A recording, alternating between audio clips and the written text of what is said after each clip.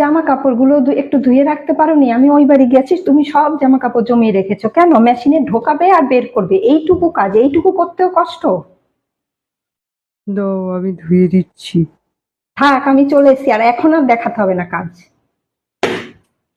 এই শুনছো, দুপুরে মাসি আর মামি আসবে।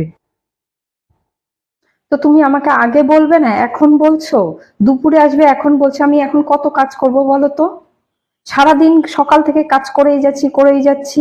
তুমি তো আরাম করে এখন খাটে পায়ের ওপর পা তুলে দিয়ে ফোন ঘাঁটবে। কাজ তো সব আমাকে করতে হবে, এটা তো তুমি কোনোদিন ভাবো না। ঠিক আছে, তাহলে না করে দিই ওদের। থাক, এখন আর না করতে হবে না, না করলে তো বুঝবে যে আমি না করে দিয়েছি। তখন বলবে হ্যাঁ এমনিই তো সবার কাছে খারাপ, আরো খারাপ হই। এখন আর না করতে হবে না। আচ্ছা, তোমার কখনো মনে হয় না যে বউকে একটা গিফট এনে দিই, একটু মনটা ভালো হয়ে যাবে? একটা ফুলই এনে দিই, নয় একটা 10